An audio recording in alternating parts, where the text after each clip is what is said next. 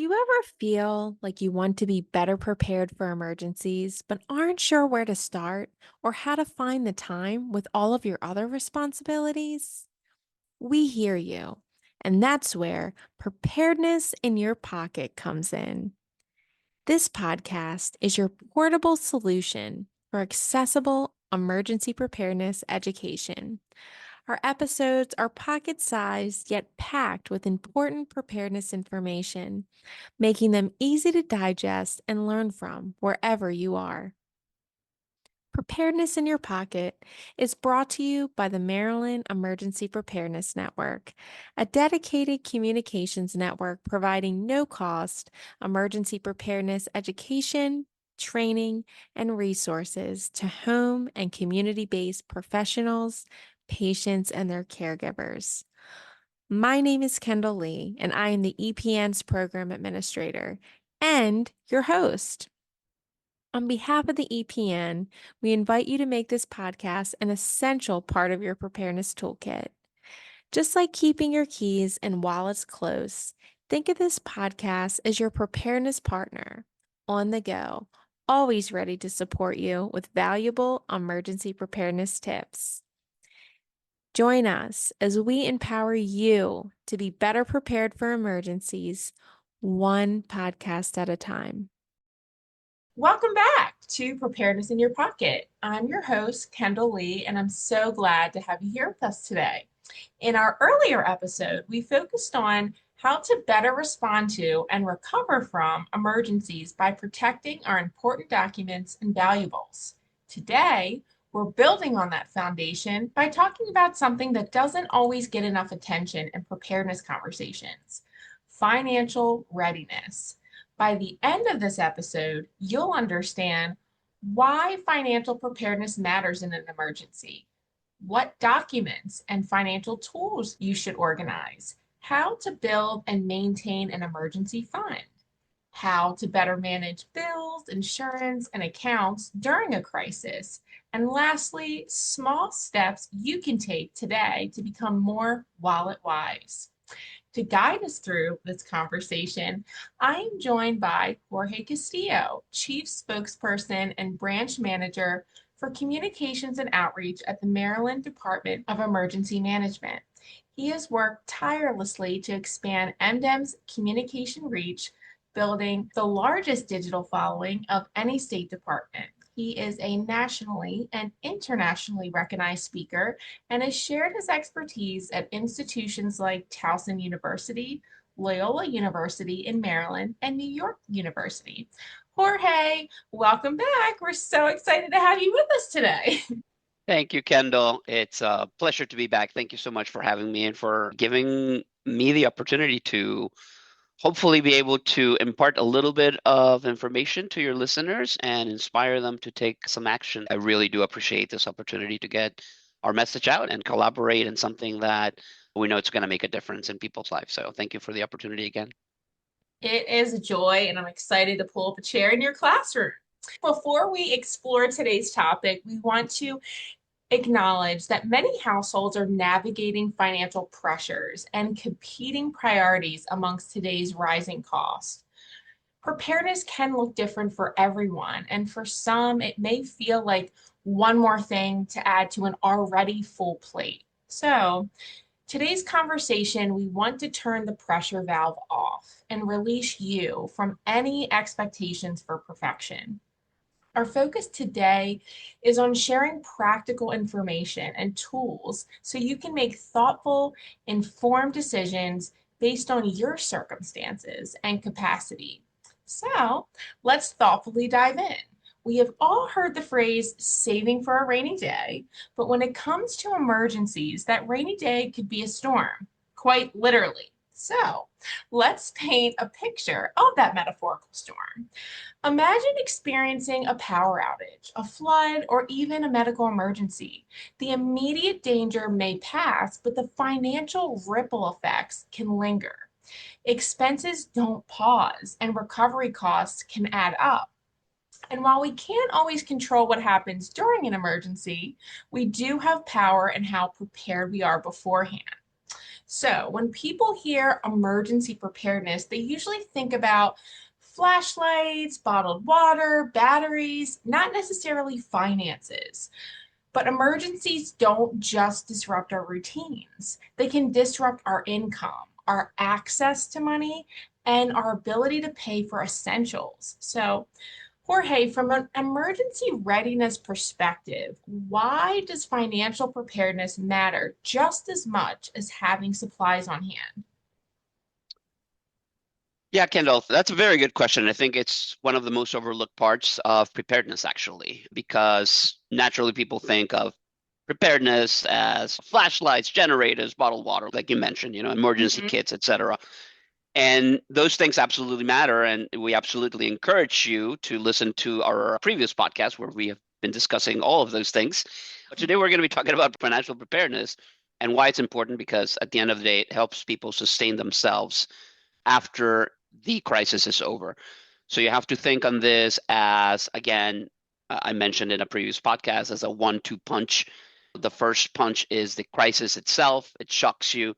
And the second punch is what happens when you realize that this is going to take a while and you don't have the things that you need to get over, right? So, what we're trying to do with all these podcasts under the preparedness umbrella is to make sure that while we know that 1-2 punch is still going to come, the second punch, you're going to have your gear on and it's not going to feel as hard and you're going to be able to withstand it. So, at the end of the day, why this matters? Because it is expensive to go through an emergency, right? Maybe the thunderstorm knocks out power for several days during a very hot summer day. And suddenly you're not in your house, you're paying for hotel rooms, right? Nobody's going to pay for those hotel rooms. You have to pay for it, right? So you're going to either have to put down a credit card or have cash available for that. And this might be even more important if you have an adult that lives with you or that you're caring for that Mhm. really needs air conditioner and that temperature to not be hot because otherwise that presents a danger to their health. So as you can see, power outages or even things like the devastating flood we had in Ellicott City or a prolonged winter storm, all of these things, the recovery part is going to cost money. So preparedness and financial preparedness especially can create a little bit of breathing room during these moments, right? It's important because emergencies are going to cost money, but it's also important because accessing that money during an emergency, it's harder. So here's the number 2 punch, right? You know it's going to cost money, but now, oh my God, I do have money, but I can't get to it, right? So that's another part of this. ATMs may not work. Card readers Mhm. can go offline even if you're trying to pump gas. Your credit card is not going to work at that, or the power is off. You may not even be able to pump gas unless that gas station has a generator. And Mhm. some businesses may just accept only cash. It's going to cost extra money. The fact that you're going to need to access that money, the whole cash credit card financial system may be turned upside down because people can't access their cash. It creates a situation that is not really good. It's not pleasant and it's stressful. So this is why this is important and we want to talk about it today. But what I really want listeners to hear is this. Financial preparedness is not about being wealthy and it's not about being perfectly prepared. It doesn't happen all at once. Preparedness is a journey, right? It's a journey that it's built over time. So small little steps, small actions like organizing your paperwork, saving a Mhm. few dollars when you can, reviewing insurance coverage, or even setting aside a little bit of money for a few days of medication and groceries, right? This all makes a difference. So again, preparedness is not about perfection. It's about giving yourself a little bit more flexibility, a little bit more confidence, and a little bit more stability when life becomes unpredictable. Thanks, Jorge. I think what you're highlighting or reminding us of is that financial preparedness, as you said, it's not about being wealthy, but rather about having access, having organization, and having a plan during these stressful moments. And so, when an emergency or a crisis hits, could you elaborate more then to help being as financially prepared as we can help somebody recover more quickly? Yes, and it comes down to the same principle that applies to all preparedness actions, right? And the effect that those preparedness actions have on your recovery. That's why we're doing this podcast. That's why we get excited about talking about this, because these preparedness actions do have a scientifically proven effect on the recovery, the length Yeah. of recovery, and also the type of recovery that you're going to go through. So being financially prepared helps those that have gone through a crisis to recover faster because it reduces delays. And these delays are especially stressful when you're already going through a situation like this. The biggest benefit, though, is peace of mind, right? Once you know that even though the worst thing happened, that you have a plan in place and you can refer to that plan and move forward, that in itself gives you peace of mind. A couple of things specifically why being financially prepared actually helps someone recover quickly. I'll give you a few examples. If you know where insurance information is, for example, you can start claims faster, right? If you can't get Mm-hmm. to that insurance information, you're not going to be able to do that. If you have some emergency savings, even a small amount, you can cover immediate needs like gas, food, medications, or even if you have to stay at a hotel or a motel without adding that unnecessary stress and panic. And another example is when your important financial documents are organized and accessible, replacing IDs or applying for assistance or verifying accounts, right? Especially with nowadays with a lot of those two-factor processes, identifying those accounts becomes much easier if you have all of that stuff available and accessible. So that's why financial preparedness helps remove some of the chaos that invariably is brought upon so many families when something terrible happens. And this allows you to focus more on the recovery and less on scrambling to figure out what you have to do. I appreciate that. All that you shared serves as a reminder that our goal, again, with these conversations is to shorten the length of time of recovery, but also decrease the depth of the impact that the incident or the event has on you and those that you love. And so by preparing in advance through one small step at a time, you are investing and caring for a future version of you. If someone's listening right now and thinking, okay, I now understand why this matters, but where do I begin? We know that you're not alone because we're at the table with you. So the good news is financial preparedness doesn't start with complicated spreadsheets, etc. Although I do love a good spreadsheet, it starts with organization in a system that makes sense for you. So when the unexpected happens, access is everything, as Jorge was mentioning. And there is a tool designed specifically for this purpose called the Emergency Financial First Aid Kit, or we're going to be referring to it as EFFAK. So Jorge, what is EFFAK and how is it helpful for someone to prepare before an emergency strikes? The EFFAK, and again, it's the Emergency Financial First Aid Kit. Essentially, think about it as a preparedness workbook that helps you organize your important financial, medical, insurance information, as well as household information. And you have all of this in one place. So instead of having to look for all these things in separate, disparate places, you know that all of this is concentrated in one thing, in this EFFAK, your financial first aid kit. The reason it matters is quite simple, actually, because during a disaster, like we discussed, people are stressed, you're overwhelmed, you're trying to make important decisions quickly. And this kit helps you put critical information in one place. The thing that I like about this, again, keeping with the theme that preparedness is a journey, is you don't have to complete it all at once, right? I know everybody has so many things that you can't even think about it. When I did this, I have to confess, the first thought was, oh my God, I have to go and get all of my information, my insurance information, my IDs, my logins, and all that. And it can be overwhelming. But again, you do one thing at a time. So I started with my insurance and dental information, and I knocked that out, and then I moved on to the next thing. And once you think about it that way, it's really not that much, right? Imagine if you think, oh my God, I'm going to have to make 56 breakfasts this year for once a week for 15 people.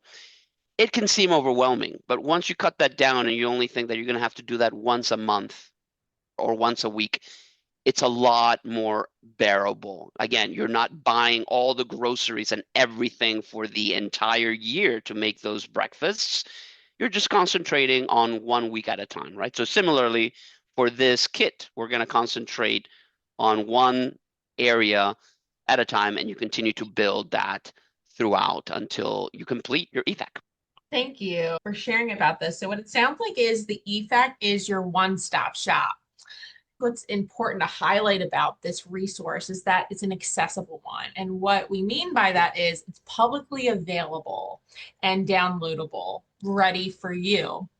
And we will make sure to pop those resources in the show notes so you have access to them. The other thing I was thinking about as you were sharing was that how can you make the experience of pulling together these resources or preparing, such as beginning filling out this EFFAK document, more tolerable, right? It might not necessarily be enjoyable because these tasks can be time consuming, but how can you make them tolerable? And I was thinking about how when we do group activities, sometimes that can be energizing and empowering. So group exercise, is there a way that you could do this with a family member, do this with a friend? Is there a way that you could put on music as you're doing it? How can you make the experience more tolerable for you? Those are some things that were coming to mind because we do understand and appreciate that these topics can bring on stress. So how can we make the stress manageable? Yep. So let's dig into all things EFFAK then. What kinds of documents are typically in the EFFAK?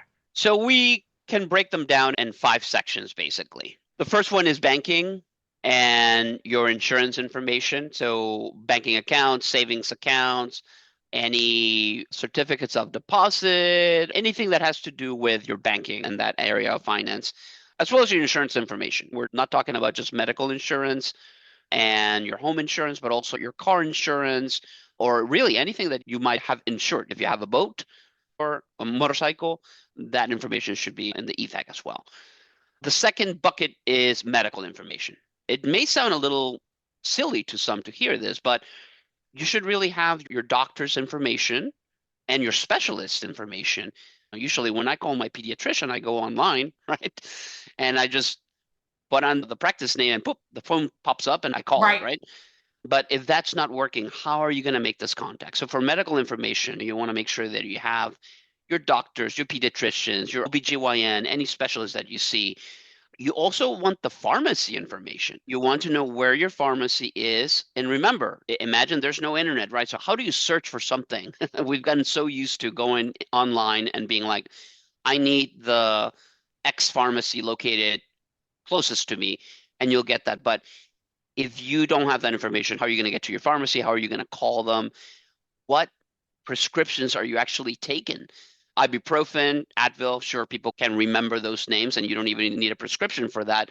But some of these prescriptions are quite complicated names, and some people couldn't tell you what they're taking. But if you have it written down, you can absolutely be able to get your prescriptions that you may have had to leave behind because you left in an emergency, right? So when we talk about medical information, it's the whole gamut from your doctor's contact information to the pharmacy's location and contact information, as well as to the prescriptions that you are taking. So those are the 2 first buckets. The third one is your IDs and your household records. So think of those things that are really hard to get. You couldn't get a birth certificate in one day. Maybe if you're lucky, if you can get an appointment, usually it takes several days, right?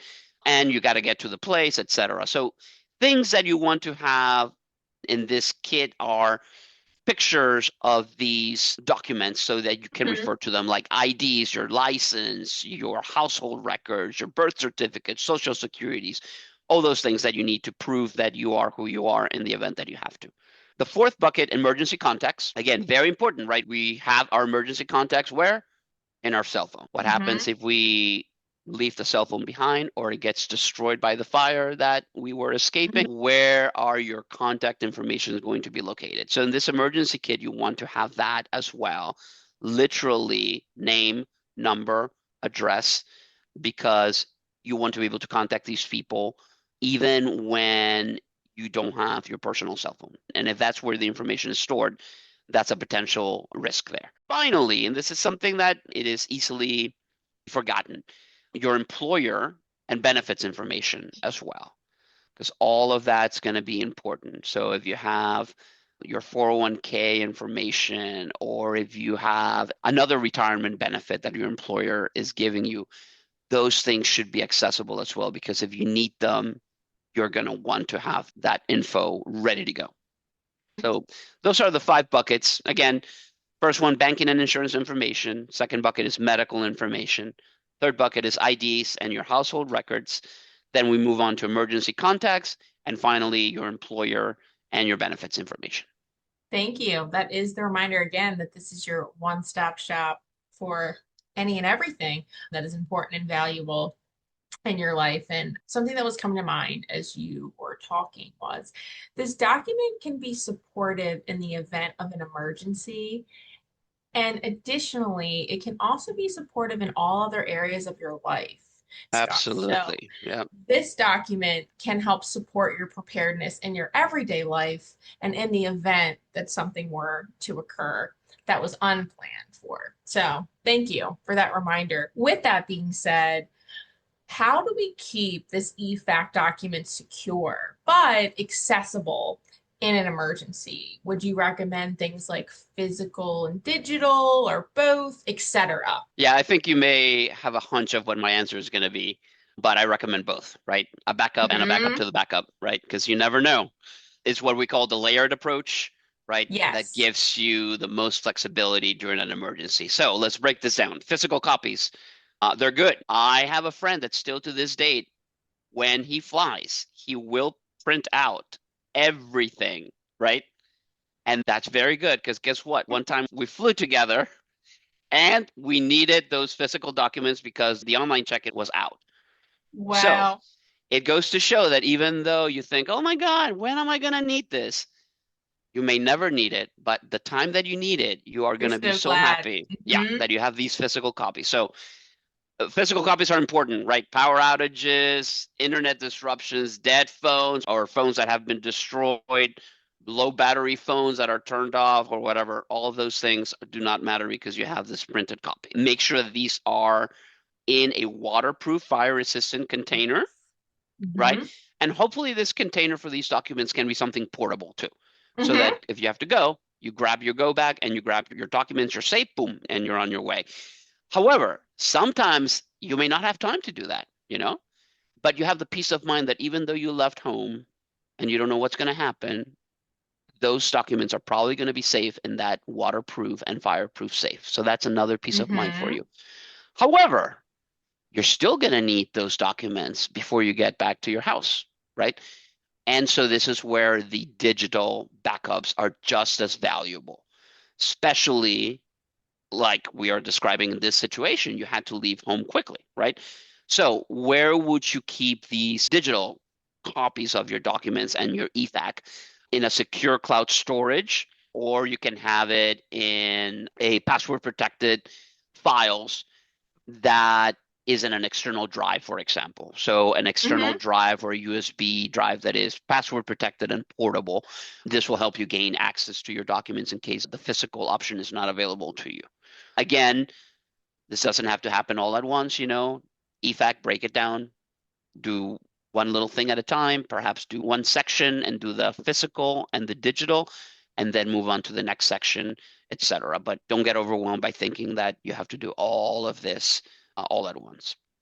Yes. Thank you so much for sharing. And for those of you listening, something that was coming to mind as you were sharing is all of these documents are extremely valuable, and it's important, I think, to make sure that they are protected. And so password protection was coming to mind, particularly for these digital documents. And we do a deeper dive on all of those things in our previous episode about safeguarding your important documents and valuables. So you can head over there and tune into that to learn more about Mhm. how to better protect the documents that are in the EFAK. So Yeah. thank you so much for sharing about that practical tool. Once your important financial documents are organized, the next layer of preparedness is setting aside funds for emergencies.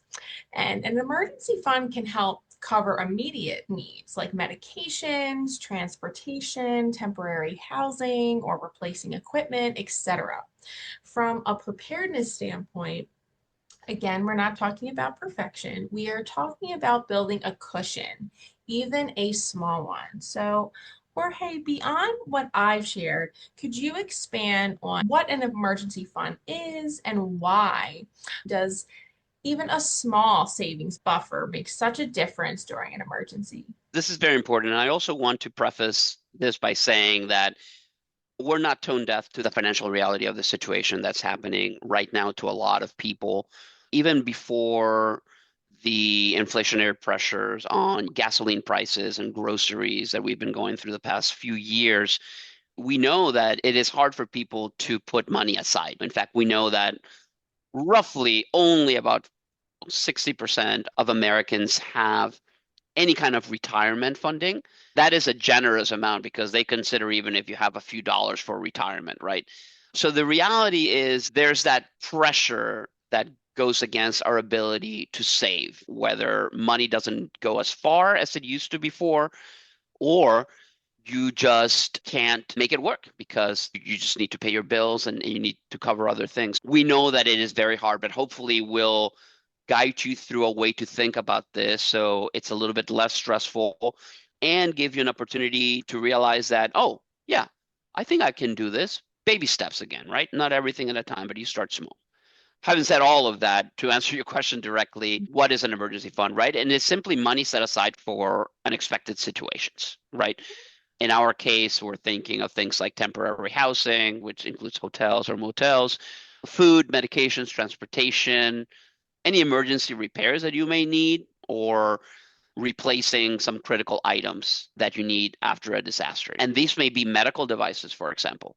Some of those devices may not be covered by insurance. And so that's an out-of-pocket expense. So that's why this fund is very important. I do want to highlight when people hear emergency fund, that sends your fight and flight response going because people immediately think that they need thousands of dollars saved overnight. But the reality is that even a modest amount of money can make a real difference, right? Maybe it's enough to cover just one night of the hotel through a one night power outage, right? Nobody is comfortable sleeping in 95-degree weather in a house that has no power, no air conditioner, right? That small amount of money, that cushion can give you flexibility and that creates a lot of breathing room during these stressful situations. Again, the bottom line, preparedness doesn't happen all at once. Emergency savings, you can build them little by little over time. $5 here, $10 there. I got 50 cents back from the grocery store. I'm going to put those in my emergency savings, right? So if you think about that, you'll start building those savings. And before you realize, you're going to have a cushion there. It may not be everything that we want and everything that we expect and may not be able to cover 100% of all expenses, but guess what? It's going to cover some. And that is going to make you feel a lot better and give you some peace of mind and make you less stressful about the whole situation. That's basically why the emergency fund concept and the idea exists, because it does make a difference during and after a disaster or a crisis. Thank you, Jorge, for reminding us that preparedness is a journey, not a finish line. And every small step you take today can make a difficult day a little bit more manageable tomorrow. So, let's continue the conversation. As we know, emergencies not only create stress, but confusion. So, what advice would you give someone about how to navigate things like bills, filing insurance claims, and maintaining access to financial accounts during or immediately after an emergency? This is especially why this is important, because the effects of the preparation are going to matter in a crisis, right? You're not just dealing with the crisis itself, which is the immediate life and property threatening things. You're dealing with everything that happens in the background. It is a quite complicated and fully loaded scenario. So first, stay ahead of bills if you can. most companies will have some sort of hardship or disaster assistance option, but they're not going to call you. You're going to have to reach out first, right? And don't assume that they'll immediately pause these payments. But take that chance, take that opportunity. They may not even have that as an option, but talk to somebody and explain the situation and see what you can work out. Humans are empathetic human beings, and without taking that shot, you're never going to know, right? Make sure that you contact and explain the situation. Hopefully, they do have some sort of hardship or disaster assistance option for you. Second, when it comes to insurance, speed matters more than perfection. So file the claim as soon as it's safe. Remember to take the photos, document damages, and keep a simple log of what happened. This is very important. When you're dealing through a situation like this, you are so focused in the moment that everything seems that you're going to be able to remember exactly how everything happens. The reality is that you won't. So make a little log, write things down, put down times, who you spoke with, what they said to you. Keep a log of the situation because you will not be able to remember all of this, right? So the log is going to help you kind of create the picture, and then you can start filling in the details for that. But it's very important to have that. And third, and certainly not least, protect your accounts like you would your home. So after disasters, we know that scammers are going to be out. They're going to be out for you. Scams tend to spike. Fake contractors, fake relief emails, people trying to help you out. They say, give us this information and you'll be able to get that. If it feels too good to be true, it's probably not true. It's probably somebody posing as an insurer or a government agency trying to scam you. Again, if it feels very rushed or that you have to make a decision immediately, you have to sign this within the next 30 minutes in order to qualify for this, that's not how things work. So if you're being rushed and pressured, that's a big red flag. Remember, these people are dealing with thousands of people like you. Things are going to take a while. So if things seem to be too rushed, it's probably not true. So keep that in mind. Again, the goal here isn't to be perfect, but it's to be organized enough so that you're making decisions and not scrambling under pressure. Thank you. I appreciated you touching on the importance of self-advocacy so that we can learn what actions we can take, the importance of documenting our actions so that we can recall this later after the emergency has passed or the immediate part of the emergency, and reminding us that speed is more important than perfection so that we can move our way through recovery quicker. And lastly, protecting what we can, right? Each other, our important documents and valuables, etc., so that we can move through the recovery as safely as we can. Emergencies not only can create confusion, as we mentioned, but unfortunately, they can also create opportunity, as Jorge mentioned, for scams. What are some warning signs then people should be watching out for to protect themselves from fraud or disaster-related scams? Yeah, there's a lot of red flags up there, but I'll give you the top four. The first one is what I already mentioned. If somebody's pushing you to act immediately, sign this now, pay today, limited time relief, that's a big red flag, right? And I just want to highlight that again, because when you're stressed, sometimes it's difficult to feel how time is. But if they're pressuring you to do something quickly, it's probably not true, right? So that's the first flag. Real insurance and contractors and agencies just don't operate on panic deadlines, right? The second one is that if you get a request for an unusual payment method, like a gift card or a wire transfer or a cash only deal, that's also a red flag because legitimate organizations don't ask for payment that way, right? You're not going to pay with a gift card to get your FEMA individual assistant check if you qualify for that. Third one, also watch out for people who show up unsolicited because there's a lot of them too. Old school, they'll go from house to house and they're going to be offering repairs without credentials or without permits or verifiable business addresses. So again, don't make a decision immediately. You're dealing with possibly tens of thousands of dollars of damage repair. Somebody shows up at your door and says, oh, I can fix that. You have to sign here and give me a down payment. Red flag there, right? They're not going to go door to door offering repairs. Good contractors are going to be already busy. and they're going to be already out helping people out, and they're not going to have time to go door to door, right? So just think about the situation and how weird it is that a contractor will have time to do marketing and outreach in the middle of a crisis, right? It's because they're not real.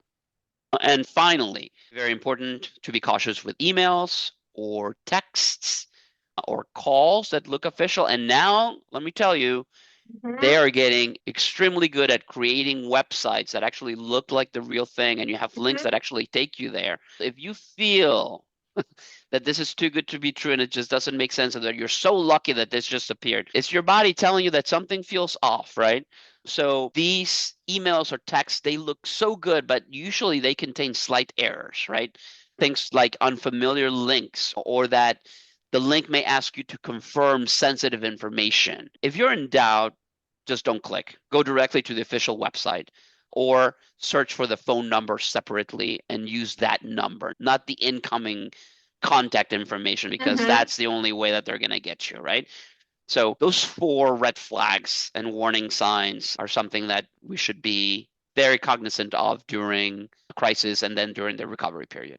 Thank you so much for sharing, Jorge. All of the advice that you've provided, I would categorize as a green flag. So, for someone listening who feels motivated but unsure where to start, what is one small, reachable step that they could take this week, today, to become more wallet wise?